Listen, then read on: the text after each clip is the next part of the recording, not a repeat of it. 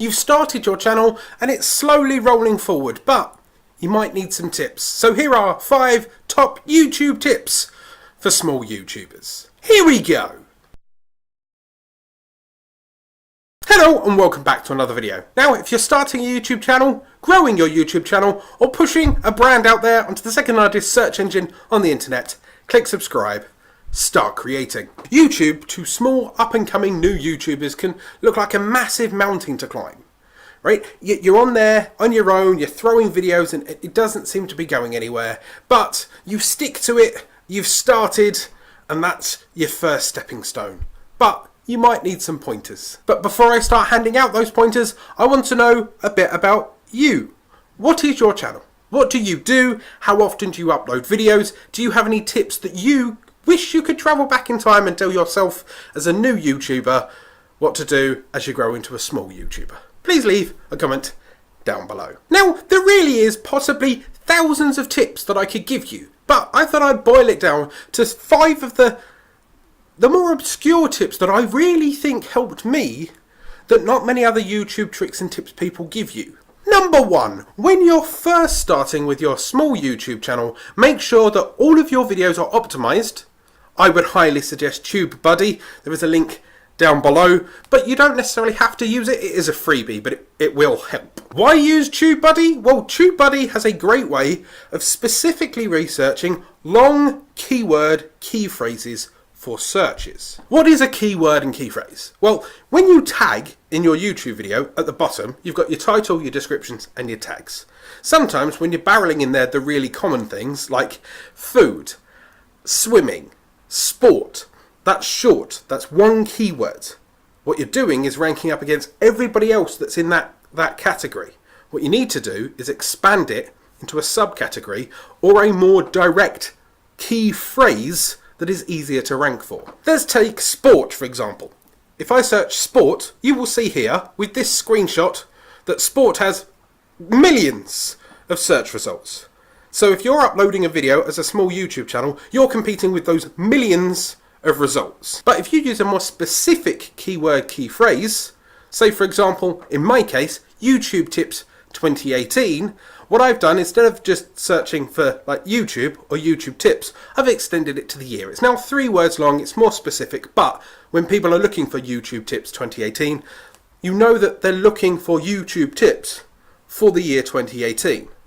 So it's still very specific to me and what I do, but I have a much better chance of ranking with YouTube tips than I would have done of just YouTube. Granted, YouTube tips is still quite competitive, but as you extend it further and further, let's say you're doing Kylie Jenner makeup tutorials 2018 eyelashes or something like that, the more keywords you add to a phrase, the smaller and smaller and smaller the search term happens to be niche-wise, which means when they are specifically hunting for that, not only are they going to watch it more because that's clearly what they were looking for, rather than just whacking in Kylie Jenner, they might be looking for vlogs, they might be looking at face or dresses or something. If you're specifically stating eyelashes and a specific year or a specific make, it, as you can see, it hones the funnel and they're more likely to see it. Plus, they're clearly looking for that, so they're more committed and engaged in watching that video. It is, in theory, easier to rank for their longer keywords than it is for the shorter ones. So why not, as a smaller YouTuber, collect some of the big long key phrases, and then over time YouTube sees, oh, he's got, you know, a few number 1s and a number 3, right, for 4 or 5 videos within long stretch keywords. When you then publish one video that's slightly more, you know, Hail Mary, you're specifically going for Kylie Jenner, it goes, in theory, because it's got 20 videos that he's already semi-ranking well with, we might give this a little bit more authority, which gives you more exposure, which might give you more subscribers. 2, get known in your community. I've mentioned this many a time. Yes, if you're a big YouTuber, you're pretty much the focus of a community, full stop. People will be making videos and memes and threads about you. Have a look at PewDiePie. He invites his fans to actually send him stuff that he then makes into content. But if you are a YouTube tips tutorialist, why not join forums and help people with their problems. Look out on Twitter for YouTuber problems and reply to their responses. Or of course, if you happen to do fishing tricks and tips from kayaks and you're paddling around, right, and you know who you are because you know you watch my videos, but you're paddling around and people want to find out what specific rod you're using, what specific kayak you're using, fishing techniques, bait techniques, how to deal with certain weather techniques, right?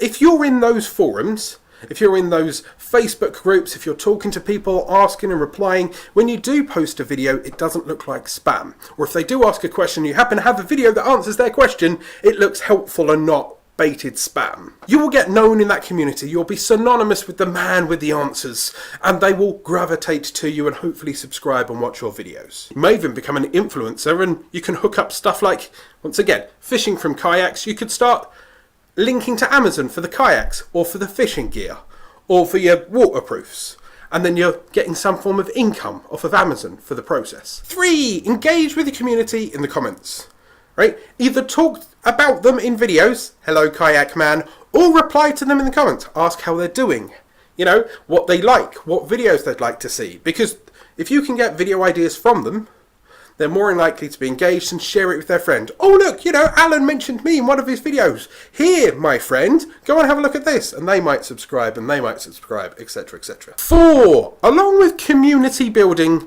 make sure that you're commenting in other YouTube videos. Go and have a look at people that inspire you. Go and have a look at people that are in your niche. Communicate with them. Communicate with people. Answer their questions. Don't spam. When I first got started on Mr. Hairy Brit, I started taking part in the Philip DeFranco movie club. And what I did is I submitted videos to Philip DeFranco, and then when he knitted them all together into a movie review, I'd then comment in the comment section down below.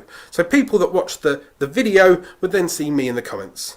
You can also do it when you're not part of that video as well. I used to do the same with Good Mythical Morning. I, post a joke or comment on the video and then, reply to other people's in the comments. They get to know me. If they find me funny, they might click on my channel name. They might subscribe. But don't, for the love of all that is cheese, do not post, please check out my channel. Sub for sub, right? Just play it cool. It's not an advertising board. Just be part of the community. Don't be an idiot. And 5. Now, this one is one that semi-sounds out of context, but I promise you it isn't. You need to pace yourself. Being a small YouTuber comes with a lot of energy, a lot of drive, right? You've just started your channel, or it's been around for 6 or 12 or whatever, how long months, and you've still got that passion, you still want to make videos. But what you might do is you might bulk record videos and splurge them out. I've seen people do that. They'll bulk record 5 videos and they'll put all 5 videos up at the same time. Pace yourself, because there's nothing worse than putting up 5 videos in one day.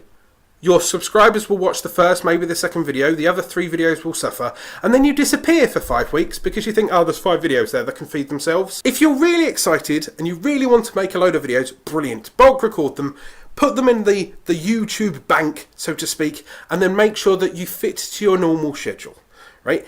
People will keep coming back to you if they know that I make YouTube tricks and tip videos every Tuesday and Saturday. So every Tuesday and Saturday, you're ready for the next insight from my weird, hairy brain, right? If I then posted 5 videos all in one go on an ad hoc Wednesday and then didn't come back for a month, there wouldn't be a flow. You wouldn't be logging on your phone every Tuesday and every Saturday waiting for that next video. Build that excitement. Give them something that they get used to, because if they know every Tuesday and every Saturday, right, they're ready, they're waiting. Plus, YouTube can see that there is a pattern. Every Tuesday, every Saturday, the views go up, the duration goes up, right? You can build community, you can build loyalty, you can build it into people's routines. Because the longer you're on YouTube, that's what you want. If in 4 years' time, there is a group of your subscribers that always are sat there on a Tuesday waiting for you, and on a Saturday waiting for you, knowing that you always publish at 10 o'clock, they're excited. They'll jump on that video, you'll get the view velocity, and you'll continue to grow. It may be slow, fine, but slow growth is better than no growth at all. Just go for it. Go out there, start creating and build your channel. Now, I hope these rambling tips and tricks help you start your YouTube channel, grow your small YouTube channel. If you want any more tricks and tips, there's a free PDF up here in the description down below. Subscribe to this channel for 2 videos each and every week. I'm just going to hurl tips at you. Go out there, start creating.